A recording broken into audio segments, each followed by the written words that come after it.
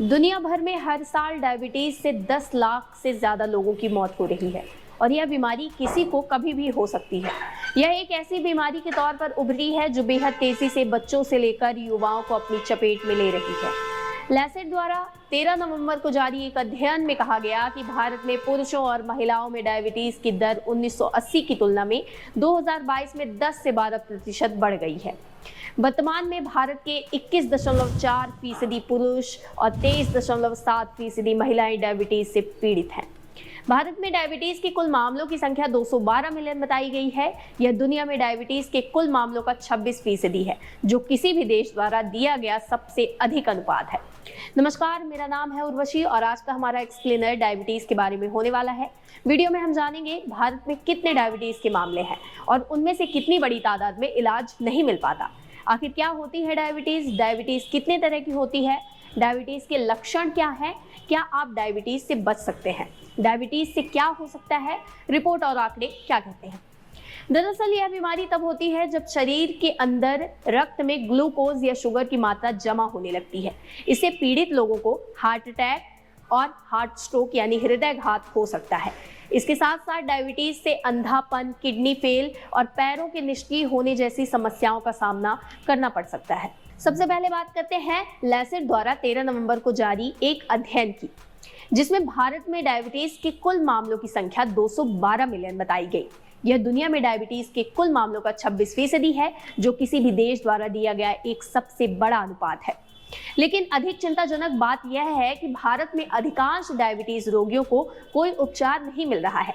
इस अध्ययन के अनुसार इस बीमारी से पीड़ित महिलाओं के पूरे समूह में से केवल 27.8% को ही उपचार मिलता है। इसी तरह केवल 29.3% पुरुषों को ही इलाज मिलता है।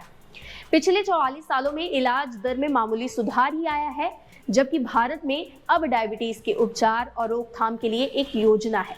1980 में महिलाओं और पुरुषों के लिए उपचार दर क्रमशः 21.6% और 25.3% थी। दुनिया भर में बिना इलाज के डायबिटीज के 30% मामले भारत में हैं, जो कि सबसे ज्यादा है। यह संख्या 133 मिलियन है। चीन दूसरे नंबर पर है, जहां 78 मिलियन मामले बिना इलाज के हैं। ऐसे मामलों की सबसे ज्यादा संख्या वाले देश और दूसरे नंबर पर रहने वाले देश के बीच का अंतर 50% से ज्यादा है। पाकिस्तान और इंडोनेशिया में क्रमशः 24 मिलियन और 18 मिलियन डायबिटीज के मामले हैं, जो किसी प्रकार के उपचार की दर में नहीं है। रिसर्च के लेखकों का कहना है, हमने यह भी पाया कि उपचार में वर्तमान विविधताएं काफी हद तक निदान के तहत डायबिटीज की सीमा से संबंधित थी, जिसका अर्थ है कि मामले का पता लगाने में सुधार उपचार दर को बढ़ाने के लिए एक शर्त है। लैसेट के आकलन में यह भी कहा गया कि दक्षिण एशिया के देश डायबिटीज की प्राइमरी स्टेज को रोकने के लिए पर्याप्त प्रयास ही नहीं कर रहे हैं। इसमें कहा गया, सार्वभौमिक स्वास्थ्य बीमा और प्राथमिक देखभाल तक अच्छी पहुंच वाले देशों में डायबिटीज के रेड अलर्ट वाले लोगों की भी समय रहते पहचान की जा सकती है और उन्हें डायबिटीज की शुरुआत को रोकने या देरी करने के लिए खान पान, रूटीन में बदलाव और दवाओं के संयोजन का उपयोग करने की सलाह दी जा सकती है। 2022 में प्रकाशित एक रिसर्च पेपर में कहा गया था कि मोटे बच्चों की संख्या के मामले में चीन के बाद भारत दुनिया में दूसरे स्थान पर है। रिपोर्ट में लोगों की वित्तीय पहुंच बढ़ाने पर भी जोर दिया गया है, ताकि वे फल और सब्जियां जैसे स्वस्थ भोजन खरीद सके।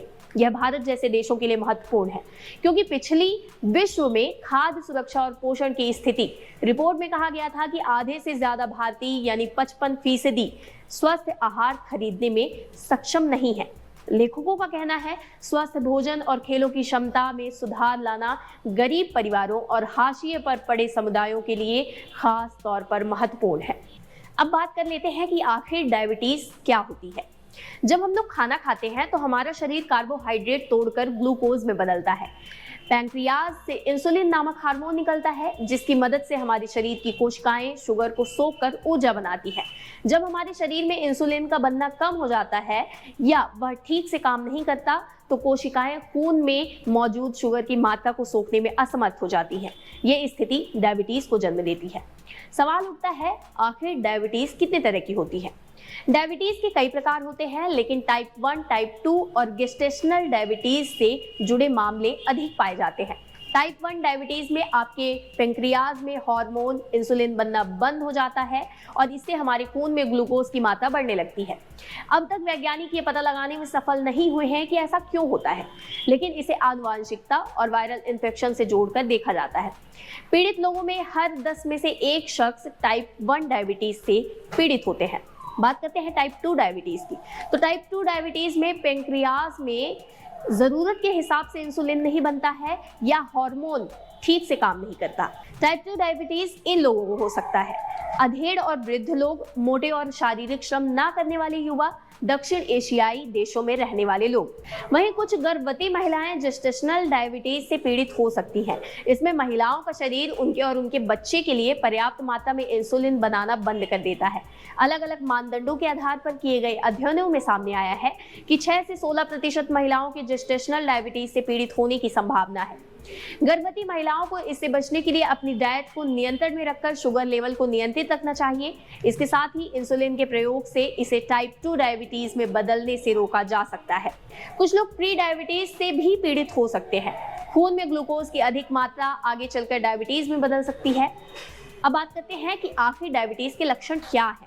पहला, ज्यादा प्यास लगना, सामान्य से ज्यादा पेशाब होना, विशेषकर रात में, थकान महसूस होना, बिना किसी कोशिश के वजन कम होना, मुंह में अक्सर छाले होना, आंखों की रोशनी कम होना, घाव भरने में समय लगना।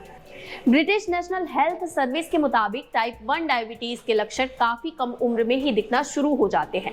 वहीं टाइप 2 डायबिटीज अधेड़ उम्र के लोगों कि परिवार के किसी सदस्य के डायबिटीज से पीड़ित होने पर और दक्षिण एशियाई देशों, चीन, अफ्रो कैरिबियन, अफ्रीका से आने वाले अश्वेतों को ये बीमारी होने का खतरा ज्यादा होता है। सवाल है, क्या आप डायबिटीज से बच सकते हैं? डायबिटीज आनुवांशिक और पर्यावरणीय कारकों पर आधारित होती है, लेकिन आप अपने खून में ग्लूकोज की मात्रा को नियंत्रित करके खुद को डायबिटीज से बचा सकते हैं। संतुलित डाइट और व्यायाम करने से ऐसा किया जा सकता है। प्रोसेस्ड फूड और ड्रिंक्स के इस्तेमाल बंद करके सफेद ब्रेड और पूरे भोजन के लिए पास्ता खाना इस दिशा में पहला कदम हो सकता है। आप अपनी रोजाना की डाइट में सब्जियां, फल, फलियां और साबुत अनाज शामिल कर सकते हैं। इसके साथ साथ सेहतमंद तेल, बादाम के साथ साथ सरडाइंस, सालमन और मैकेरल जैसी मछलियों को भी अपने आहार में शामिल कर सकते हैं, क्योंकि इनमें ओमेगा 3 तेल की मात्रा बहुत ज़्यादा होती है। नियमित अंतराल पर खाना खाना ज़रूरी है और जब पेट भरा हो तो कुछ नहीं खाना चाहिए। शारीरिक व्यायाम से भी ब्लड शुगर लेवल को कम किया जा सकता है। ब्रिटिश नेशनल हेल्थ सिस्टम के मुताबिक लोगों को एक हफ्ते में लगभग 2.5 घंटे एरोबिक्स एक्सरसाइज करना चाहिए, जिसमें तेज गति से टहलना और सीढ़ियां चढ़ना शामिल है। अगर आपके शरीर का वजन नियंत्रण में है तो आप ब्लड शुगर लेवल को आसानी से कम कर सकते हैं। अगर आप वजन कम करना चाहें तो एक हफ्ते में 0.5 किलोग्राम से 1 किलोग्राम के बीच ही कम करें। इसके साथ ही धूम्रपान ना करें और दिल की बीमारी से बचने के लिए कोलेस्ट्रॉल लेवल की जांच कराते रहे। साल 2016 में लगभग 16 लाख लोगों की मौत डायबिटीज की वजह से हुई थी। वहीं विकसित देशों में डायबिटीज गरीब और सस्ता खाना खाने के लिए विवश वर्ग को अपना निशाना बनाता है। फिलहाल के लिए बस इतना ही। आपको ये जानकारी कैसी लगी हमें कमेंट बॉक्स पे जरूर बताइए और ऐसे ही एक्सप्लेनर्स देखने के लिए देखते रहिए विन द फर्स्ट।